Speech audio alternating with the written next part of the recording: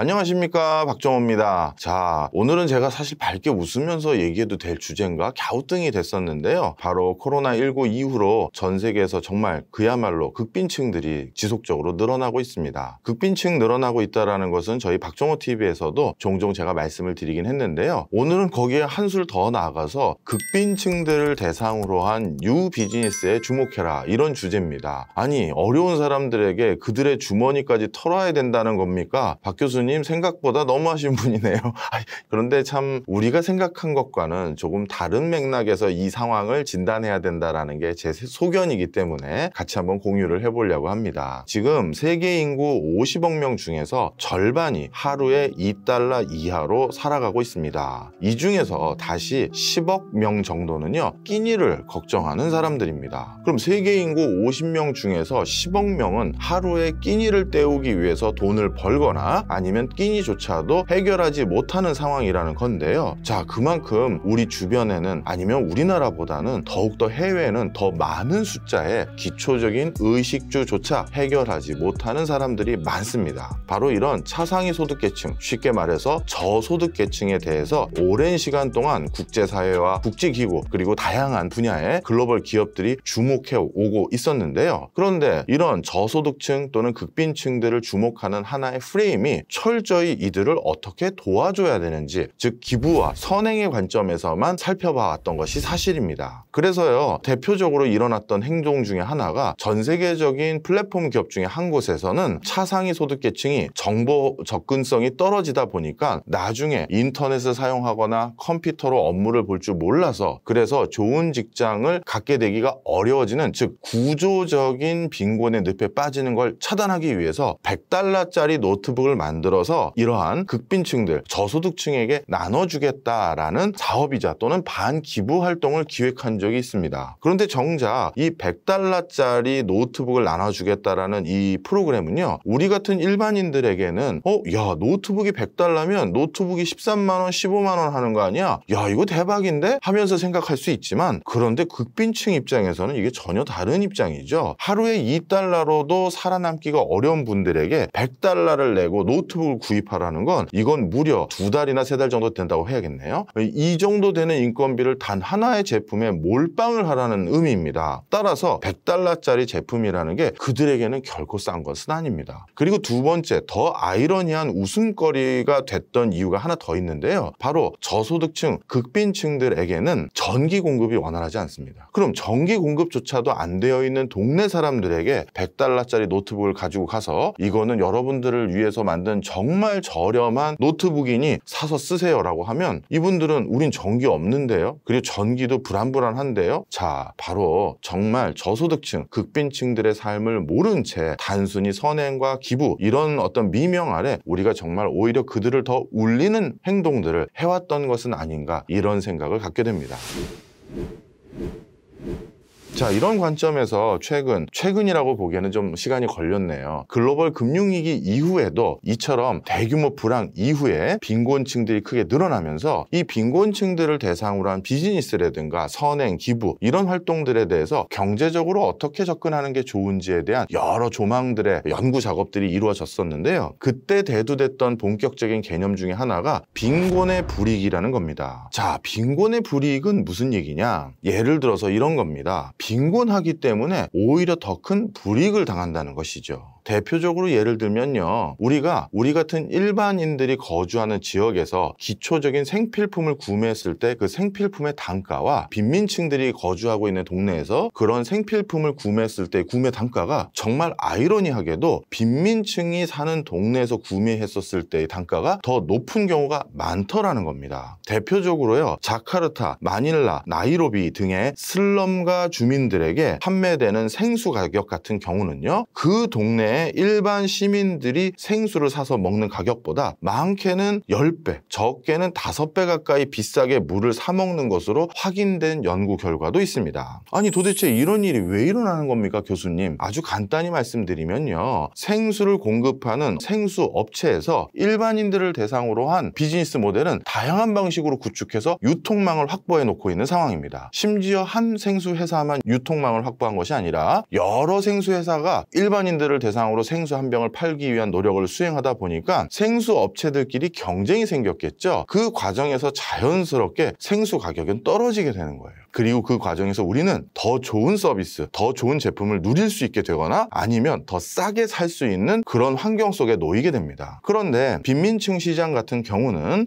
거기에서 이거 살 사람이 얼마나 있겠어? 아니면 거기까지 우리가 유통 채널을 어떻게 구비하나? 라는 생각 때문에 바로 우리가 일상생활에서 즐겨 사용하는 많은 물품들이 빈곤층, 빈민층들이 집단으로 거주하는 데까지는 직접적으로 배송이나 아니면 유통이 되지 않습니다. 그러다 보니까 일부 영세한 소상공인들이 어떤 동네에서 생수를 다시 사다가 그걸 짊어지고 자기네 달동네까지 올라가서 거기서 팔다 보니까 중간 마진이 하나 더 붙고 그리고 영세하게 운영하다 보니까 규모의 경제를 실현하지 못해서 가격이 비싸질 수밖에 없는 것이죠. 바로 이런 맥락 속에서 무려 생필품의 일부 가격들 같은 경우는 5배에서 10배 가까이 비싼 경우도 있다라는 겁니다. 인도의 뭄바이 지역을 바탕으로 저소득층의 금융 관련한 서비스에 지불해야 되는 비용에 대한 연구도 있었습니다. 저소득층은 하루에 돈을 빌리기 위해서 지불해야 될 이자가 20%에 달하는 것으로 조사됐습니다. 어찌 보면 우리 중산층이나 고소득층 같은 경우 은행에서 돈을 빌릴 때 하루 돈을 쓰고 내는 이자는 1%는 당연히 안 될 겁니다. 그런데 저소득층 같은 경우 하루를 돈을 빌려 쓰더라 하더라도 20%의 이자를 낸다라는 것은 그만큼 빈곤하기 때문에 금융 서비스, 생필품을 제공받는 서비스 이런 것들에 대해서 지불해야 될 비용이 더욱더 높아지더라는 것이죠. 자, 그래서 바로 이 점에 주목한 것입니다. 빈곤의 불이익, 바로 우리가 가난한 사람들이 이러한 맥락 속에서 지속적으로 불이익을 받는 것을 없애주기 위해서는 어찌 보면 글로벌 기업들 아니면 일반적인 기업 활동을 영위하는 분들에게 저소득층 시장에서도 충분히 규모감이 있는 소비층이 있기 때문에 그들을 대상으로 한 제품 서비스 만드십시오. 그들을 대상으로 한 유통망 만들어 주십시오. 이렇게 세일즈를 했을 때 그분들도 좋은 물건들을 값싸게 그렇게 이용하지 않겠습니까? 바로 오늘의 맥락은 그런 맥락이다. 이렇게 보시면 되겠습니다.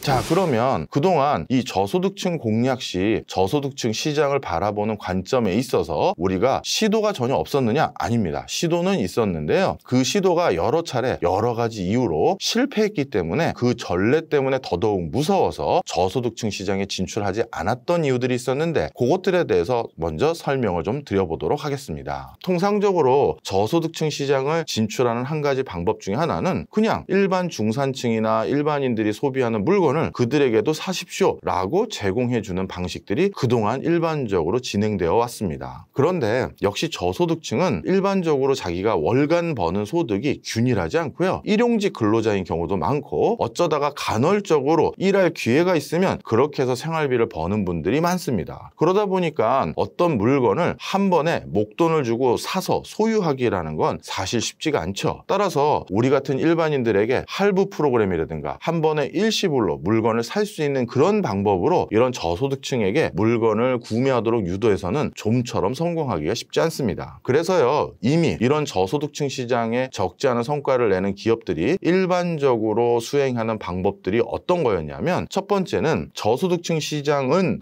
소유를 하도록 만드는 것보다는 사용료를 지불하도록 하는 것이 더 좋겠다. 즉 사용할 때마다 그것에 맞는 비용만 내도록 하는 것이 훨씬 더 전달력 있는 구매 방식이겠구나 라고 판단을 합니다. 대표적으로 하나 말씀을 드리면 우리 휴대폰을 떠올리시면 쉬울 것 같아요. 가끔 동남아시아 국가라든가 북아프리카 국가를 가서 출장을 가보신 분들은 아시겠습니다만 휴대폰을 거기서 저가 휴대폰을 하나 사서 사용하다 보면 우리나라처럼 어디 이통사에 등록해서 2년 약정서 쓰고 2년 동안 가입비 뭐 이런 거 내고 사는 게 아니라 그냥 휴대폰 공기계 하나 사서 편의점 같은 데 들려서 유심카드 비슷하게 10,000원짜리 카드 사서 그걸 끼고 나면 10,000원 정도 쓰고 그 카드 다 소진되면 다시 충전해서 쓰거나 또다시 10,000원, 5,000원, 20,000원짜리 사서 쓰고 그만큼만 쓰죠. 바로 그 방법이라는 겁니다. 자기가 이번 달엔 많이 쓸지 적게 쓸지 모르는 상황에서 매달 고정비가 나가는 이동통신 서비스 요금제, 이것은 저소득층이 결코 선호하는 방식이 아닙니다. 저소득층은 그거 말고도 다양한 고정비가 많아질 경우 자기의 기본적인 생활이 안 되거든요. 그런 과정에서 이런 저소득층에게 훨씬 이동통신 서비스로 유의 부인할 수 있는 제일 좋은 방법은 10,000원어치 사시고 자신이 쓸 만큼 쓰고 그 다음 또 충전하러 오세요 라고 하는 것이 그들에게는 훨씬 그것을 구매로 이어지게 만들 수 있는 좋은 판매 방식인 겁니다. 또 한 가지, 소유가 아니라 렌탈을 권장하는 게 일반적으로 이 저소득층 시장을 공략하는 게 수월합니다. 예를 들어서 인도에서 정수기 판매하는 회사에 대한 사례를 말씀드려 보도록 하겠습니다.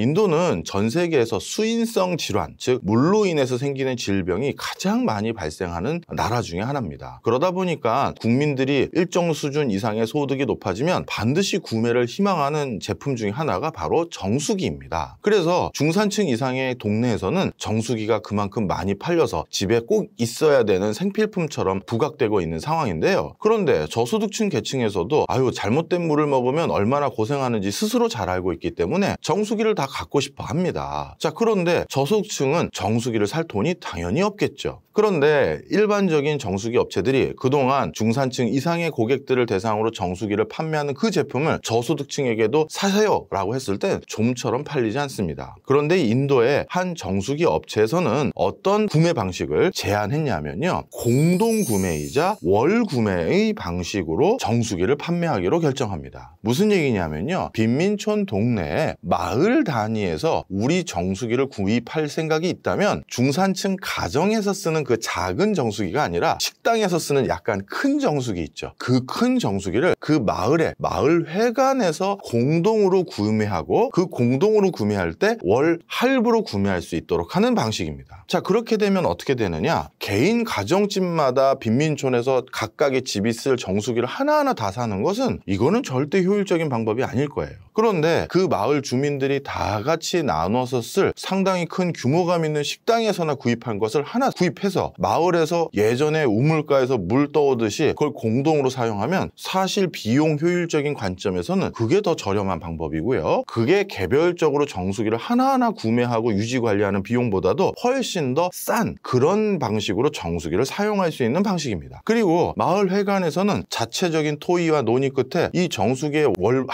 할부금을 우리가 어떤 방식으로 다 같이 돈을 걷어서 납부합시다 라는 걸 정할 수가 있죠. 각 집마다 가구의 머릿수대로 얼마씩 가지고 오세요. 그럼 그걸 모아서 납입하겠습니다. 이런 방식일 수도 있고, 그날 옆에 마을회관 옆이니까 누가 체크하는 사람이 하나 간간히 지키고 보면서 누가 몇 리터씩 이걸 사용했는지 그 사용에 따라서 할부금을 나누어서 낼 수도 있을 겁니다. 바로 이러한 방법으로 인해서 커다란 반향을 일으켰고요. 저소득층에게는 깨끗한 물을 마실 수 있는 기회를 주고 이 정수기 업체는 정수기 시장을 다시 넓히는 그런 효과를 가지게 됐다, 이렇게 말씀드릴 수 있습니다. 라오스에서 있었던 썬라밥이라는 태양광 렌탈 사업도 말씀드려 보도록 하겠습니다. 라오스는요, 역시 전기 보급이 제대로 안 된 곳이기 때문에 밤에는 너무 어두침침해서 여러 가지 사고를 당하거나 그런 일들이 많았었습니다. 바로 이런 일을 막기 위해서 밤에 사용할 수 있는 렌탈을 판매하고자 하는 회사가 있었는데요. 자, 그런데 전기도 없는데 렌탈 충전은 어떻게 합니까, 교수님? 그래서 이 랜턴 업체 같은 경우는요, 태양광 랜턴 사업을 수행하려고 했습니다. 즉, 낮에 태양광 패널이 붙어있는 랜턴을 어딘가 충전을 해놓으면 그럼 밤에 그 랜턴에 불이 들어와서 그걸로 밤에 돌아다닐 수 있게끔 하려는 것이죠. 자, 그런데 집집마다 이 랜턴을 하나씩 구입한다?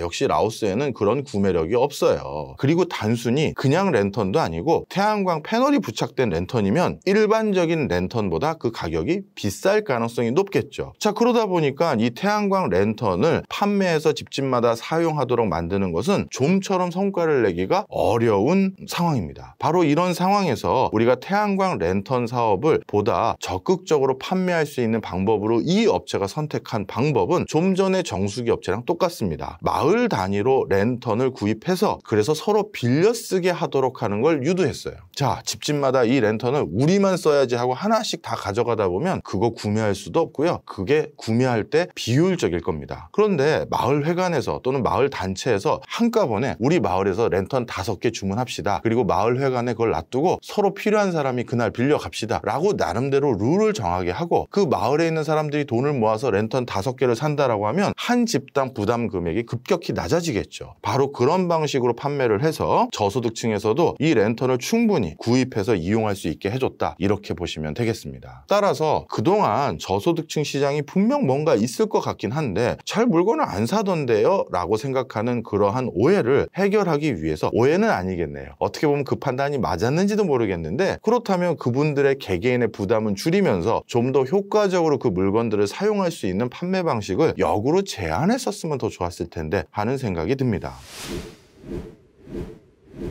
그 다음 두 번째입니다. 저소득층은 핵심적인 기능만 사용하면 되지 굳이 애드한 기능들까지 원하는 경우는 드뭅니다. 예를 들어서 찌든 듯한 더위 속에서 고생하는 저소득층 계층들이 있습니다. 그 사람들 같은 경우는 에어컨이 그냥 있어서 작동만 되면 되고 온도만 낮아지면 됩니다. 굳이 풍향도 내가 가까이 가서 손으로 조정하면 되고요. 그 다음에 온도도 내가 그냥 가까이 가서 낮춰도 되는 거예요. 그런데 요즘 최신형 에어컨 같은 경우는 센서가 달려서 사람들의 움직임을 감지해서 바람의 방향을 저절로 글로 바꿔준다든가, 에어컨만 달려있는 게 아니라 항균 필터도 달려있고 공기청정 기능도 일부 하고 뭐 별의별 기능이 다 있죠. 자, 그런데 저소득층은 그 찌는 듯한 더위만 가셔주면 되거든요. 그래서 한더위 정말 피하기 어려울 때만 간간히 트는 게 그분들의 소비 행태인데요. 자, 그러면 우리 일반인들이 사는 그런 에어컨을 똑같이 판다? 그분들에게는 과잉 사양을 강요하는 꼴밖에 안 됩니다. 그러다 보니까 어떻게 하는 게 더 좋으냐? 저소득층에게는 핵심 기능만 제공하는 그런 별도의 모델을 판매하는 게 훨씬 더 유리한 것이죠. 그래서 이미 북아프리카나 중동 지역에 우리 한국이라든가 중국이라든가 일본 업체보다 더 먼저 진출해서 오랫동안 시장에서 활동하고 있었던 유럽 기업 같은 경우는요, 일반적인 우리 같은 사람들이 쓰는 가전제품의 리모컨을 봤을 때 그 리모컨의 모양에서 저소득층 동네에다가 파는 그런 에어컨이나 가전제품에 사용하는 리모컨은 밑에 버튼에 한 5-6개 버튼이 없어져 있어요. 그 얘기는 뭡니까? 기능의 상당 부분을 빼고 나머지만 그냥 기본적인 기능만 넣어서 그들에게 판매했다라는 거죠. 그래서 물건을 처음 설계 디자인할 때부터 완전히 저소득층 시장과 일반 소득층 시장을 같이 공략할 것을 전제로 해서 물건을 만들었을 때는 디자인부터 달라집니다. 우리 같은 일반인들에게 물건을 팔기 위해서 물건을 만들다가 저소득층에게 물건을 팔기 위해서 새로운 디자인을 해야 된다면 설비 공정 라인을 다시 구축해야 돼요. 굉장한 코스트가 유발됩니다. 그런데 이 두 가지 상품을 동시에 만들기 위해서 처음부터 설계를 공정 단위에서 하면요, 어떻게 되느냐? 첫 번째 단계부터 10번째 단계까지의 공정을 다 거치면 일반적인 제품, 그런데 첫 번째 단계에서 6번째 제품 그 단계까지 거치면 저소득층 계층, 그러니까 7, 8, 9번째는 애드한 기능들, 부가적인 기능들을 넣는 공정을 뒤로 모으고 그 공정들이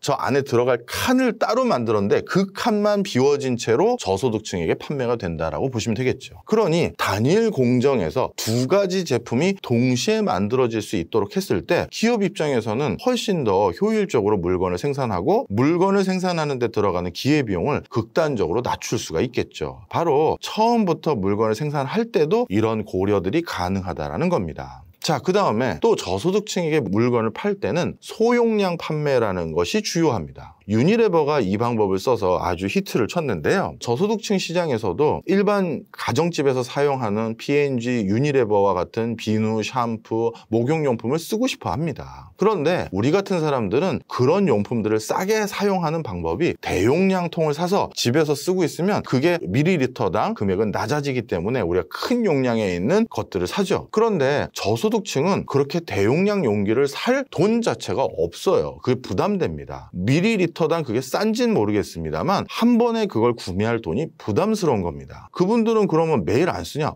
예, 매일 안 씁니다. 예를 들어서 저희는 매일 머리를 감을지 모르겠지만 인도라든가 라오스라든가 캄보디아라든가 방글라데시라든가 케냐 이런 저개발 국가의 저소득층 같은 경우는 본인이 평소에는 머리 안 감고 있다가 뭔가 면접을 보러 가거나 일하러 갈 때만 그때만 머리를 감고 나가는 분들도 계세요. 자, 그러면 어쩌다 한 번 쓰는 물건이지 매일 쓰는 물건이 아닐 수도 있거든요. 그런 사실을 포착해서 유니레버는 우리 어렸을 때 목욕탕 가면 사용하는 일회용 패키징 있죠. 그 형태로 저소득층에게 팔기 시작했습니다. 그러니 우리 중산층들이 사는 마트에는 대용량 패키지를 오히려 사고 그게 더 싼 거고요. 그런데 일반 저소득층 계층 마을에는 우리 옛날에 마이크 크기의 일회용 비닐 팩에 샴푸 들어있고 이런 거 아마 기억하실 겁니다. 그런 형태로 파는 게 훨씬 더 많이 팔린다라는 사실을 인지하고요. 상품을 상품을 그렇게 만들어서 판매하기 시작했습니다. 그랬더니만 저소득층 소비자들 사이에서 이거 내가 가사도우미로 일하는 그 집에서 쓰는 똑같은 샴푸인데 여기서 이걸 싸게 한 패키지만 사네요. 오늘은 우리 딸하고 같이 학교 가는 날인데 요걸로 나 머리 감고 선생님 만나러 가야지. 이렇게 하면서 그거를 살 수 있게끔 유도한 것이죠. 아주 소소한 작은 사치를 누릴 수 있도록 만들어준 것입니다. 자, 이처럼 용량을 작게 만들거나 아니면 불필요한 기능을 배제하거나 아니면 사게 만드는 것이 아니라 사용한 단위로 돈을 납부할 수 있게끔 만들거나 이런 방식들로 저소득층 시장에서도 얼마든지 기존 우리들이 사용하고 있는 물건들을 살 수 있게끔 만드는 방편들이 있었습니다. 여기서 또 한 가지 질문이 당연히 있으실 텐데요. 아니 그럼 교수님 다 좋습니다. 그런데 저소득층 시장에 이런 물건들을 우리가 만들어 놨다 하더라도 저소득층을 위해서 그것들을 그 사람들에게 판매하려면 나름대로 유통망이라는 걸 또 확보해야 되는데 이런 저소득층 빈민촌 같은 경우는 치안이 불안정하거나 갱들이 설쳐되거나 우범 지역들도 상당히 많이 있는데 어떻게 거기에 지점을 개설하고 매장을 운영하겠습니까?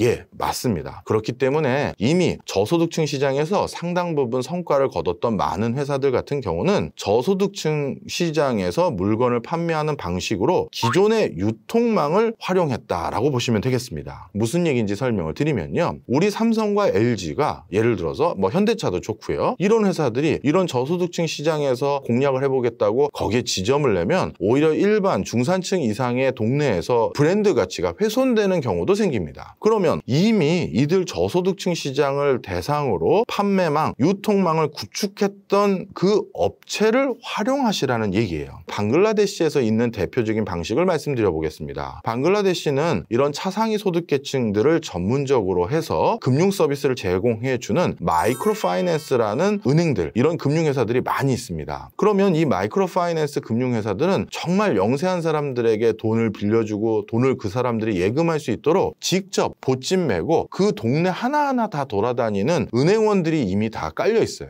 어떻게 보면 마이크로파이낸스가 아니라 일반적인 시중은행은 그런 영세한 동네에 지점 개설 안 하죠. 왜? 지점 개설을 해도 수익이 안 나오기 때문에 거기에 개설을 안 하는 겁니다. 그런데 이 마이크로파이낸스라는 이 특별한 그 비즈니스 모델은 원래 그런 사람들을 위해서 별도로 기획한 금융 서비스거든요. 그런데 이 회사 역시도 각각 이 영세한 저소득층 동네에 모든 동네에 지점을 개설할 경우에는 역시 영업이익이 안 나옵니다. 그래서 어떻게 하느냐? 직접 우리 우편 배달처럼요, 가방 짊어지고 그 안에다가 금융거래할 여러 서류와 돈다발 좀 넣고, 혼자 가면 위험하니까 한두 명 더 붙을 수는 있겠죠. 그렇게 해서 금융 서비스를 수행하는 곳들도 많은데요. 바로 저소득층에게 물건을 팔고 싶은 많은 회사들이 바로 이 마이크로 파이낸스의 집집마다 돌아다니는 은행원들의 손을 빌리기로 결정합니다. 그래서요, 방글라데시는 이 마이크로 파이낸스 은행원들의 가방을 열어보면요, 각종 물건들이 다 들어있습니다. 예를 들어서 기초적인 생필품, 의약품들 다 거기 들어가 있고요. 그 다음에 비료나 농업 관련한 자재들의 브로셔들 거기 다 들어있어요. 그러니까 돈 맡기실 거 있으세요? 예전에 우리도 우체국 직원 오면 돈 맡기고 돈 찾고 그런 거 했던 거와 똑같이 그 사람들 오면 돈 좀 이것 좀 맡아주세요. 하고 이거 쓰고, 돈 빌린 거 어떻게 하세요? 일수 도장 찍고, 그것만 한 게 아니라 우리 애가 저번에 감기가 걸렸으니까 감기약 다 떨어졌는데 감기약도 주세요 하면 가방에서 감기약 끝내주고, 우리 비료 좀 사야 되는데 비료 어떻게 해야 돼요? 그럼 브로셔 보여주고 나면 이 비료를 주세요. 그러면 다음번에 그런 이 동네 아니면 인근 동네까지 비료 갖다 주기로 한 업체가 일정 규모가 되니까 와서 나눠주고 갈 수가 있는 것이죠. 그래서 별도로 유통망을 구축했을 때는 우리가 단가가 안 나오겠지만 이렇게 기존의 유통망을 이미 확보한 업체들을 활용해서 그들에게 판매할 수 있는 판매망을 얼마든지 구비할 수 있다는 게 또 하나의 장점이다. 이렇게 말씀드릴 수 있습니다.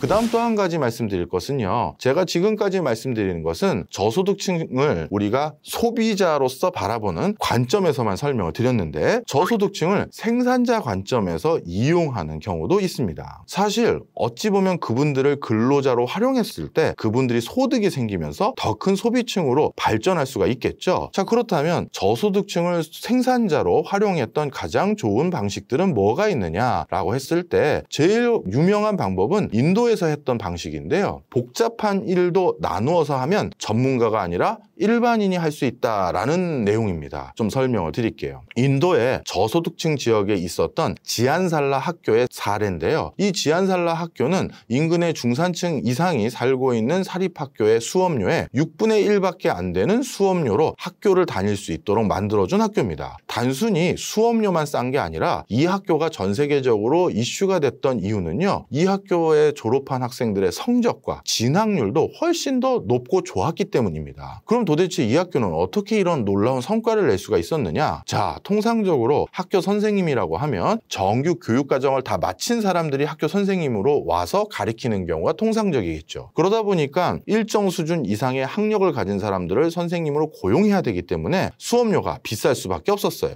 그리고 그런 선생님들을 많이 고용해서 선생님 한 명당 학생 비율을 낮춰줬을 때 당연히 진학률과 성적이 올라갈 가능성이 높습니다. 그런데 이 지안살라 학교는요, 그런 방식의 고액 연봉을 줘야 되는 선생을 구할 수는 없었고요. 그래서 어떻게 했느냐, 그런 고액 연봉을 줘야 되는 선생은 딱 과목별로 한두 명만 고용을 합니다. 그럼 그 한두 명의 선생님이 이 학교 전 교생을 다 가르친다고요? 아닙니다. 그 선생님, 정식 교육을 받은 선생님이 가르치는 것은 고등학교만 나온 어떤 또 다른 주니어 티처라고 불리우는 그 선생님들을 가르칩니다. 자, 이분들은, 이 주니어 티처는 대학에서 그 학과를 정규로 나오지 않으셨어요. 그리고 어찌 보면 고등학교가 최종 학력입니다. 그런데 이 선생님들에게, 자, 이번 달에 당신들이 가르쳐야 될 건 미적분입니다. 그리고 미적분 앞에 거 뒤에 거 다 모르셔도 상관없어요. 이번 달에는 이 미적분만 제가 지금 얘기하는 것과 똑같이 뭐 나레이터 모델처럼 아니면 아나운서처럼 똑같은 흐름으로 렉처를 하시면 됩니다 하고, 그 주니어 선생님 10명, 20명만 집중적으로 가르칩니다. 반복해서 가르치죠. 딱 이번 달에는 그 미적분 그 하나만요. 그러다 보니까 그 선생님, 주니어 선생님은 12과목, 15과목을 다 배우는 것도 아니고 그 달에는 그 미적분 한 챕터만 배우다 보니 미적분에 대해서는 아주 능수능란하게 정확한 맥락은 모를지는 모르겠습니다만 이게 개념이야 하면서 얘기해 줄 수 있는 상황이 돼버리는 것이죠. 그렇게 해서 그렇게 주니어 선생님들을 대거 포진시키고 그 주니어 선생님들이 많아지니까 학생들에게 한 명 오고 또 한 명 오고 또 한 명 반복해서 학생들에게 그 미적분 수업을 해줄 수 있다 보니 반복 학습의 효과, 뭐 제가 그건 더 말씀 안 드려도 잘 아실 겁니다. 바로 그런 맥락으로 선생님 인건비도 줄이고 학생들의 성적도 높였던 이런 방식으로 비즈니스를 한 게 있어요. 당연히 그 주니어 선생님들은 그 동네 저소득층의 일반인들을 고용해서 그들의 소득 증진에도 기여한 방식이었습니다. 자, 오늘 빈민층 시장에 대한 일부였는데요. 어떻습니까? 빈민층 시장 나름대로 공략해 볼 법한데요? 라는 생각 들으셨는지 모르겠네요. 다음 시간에 빈민층 시장, 코로나19로 우리 가뜩이나 어려워진 기업들이 새로이 좀 주목해 봐야 될 시장임을 다시 한번 설명드려 보도록 하겠습니다. 감사합니다.